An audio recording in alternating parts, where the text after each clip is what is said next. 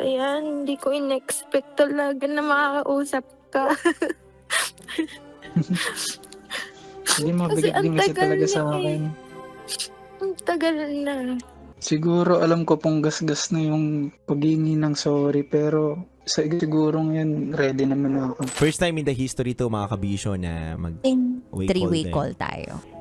Hello, sir. Ano po, bakit? Meron pong tumawag sa aming babae. Meron pong gustong mensaheng ipahatid po sa inyo. Gusto lang namin marinig yung side din ninyo kung bakit mo nasabi kay Chay na hindi sa akin yan eh. Nung time na po yung nasabi ko po yung mga ganyan is immature pa po ako that time. Pero pinagsisihan ko po na nasabi ko yun sa kanya. Alright. So, Jay, sabi mo kanina, meron ka pang mga bagay na hindi pa nasasabi, 'di ba? Ano itong mga bagay na ito? Pwede mo ba kaming kwentuhan o magbigay ka ng mensahe? Hindi rin po ako kasi makapag-decide sa amin dalawa kasi ngayon nga po, after ng friend ko sa akin, which is magulo, tas that time, immature pa talaga ako, tas buhay binata sa edad na 23. Alam ko naman po na may mali ako sa part na yan. Ang tagal ko din po siyang iniwasan, siguro almost a year na rin po. So meaning, And then, nare-recognize mo na ba ngayon na meron kang baby kay Chay? may guilt sa akin na 50-50 na sa akin ba yun or hindi. Times goes by po, nakikita ko po talaga ang mukha ng isa ko pong baby.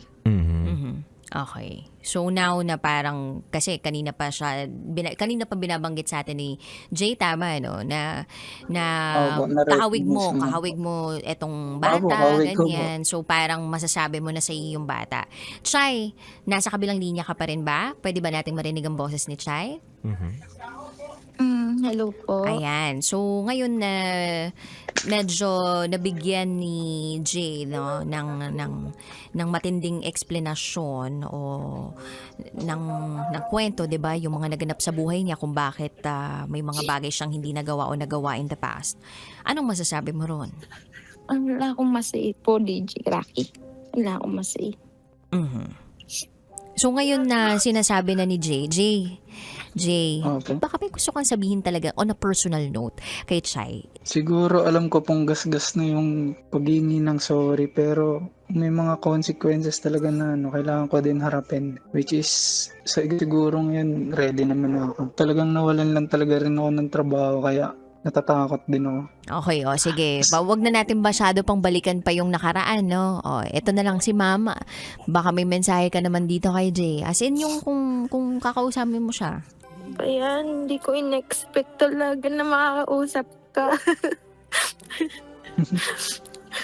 Hindi, mabigat din kasi talaga sa akin. Ang tagal na. Anyway, Jay and Chay, maraming Opo. salamat sa inyong Opo. pagiging bukas sa amin dito sa programang ito. Thank you so much sa tiwalang ibinibigay niyo sa programa namin at sa amin dalawa ni Titangelo. Thank you po, sir. Thank you po. Thank you sa inyo. Sarap manood ng radyo, no? Ginawa mo na talagang bisyo ang panonood sa amin, no? Umabot ka na rito eh. Huy! Kaya kung gusto mong tuloy-tuloy pa ang tawanan, Iyakan at kiligan, aba, i-like mo na ang video na ito. At mag-comment ka na rin, kabisyo. Hit mo na rin ang notification bell. Para updated ka sa mga kaganapan namin dito sa Love Radio. kailangan pa bang i-memorize yan? Basic.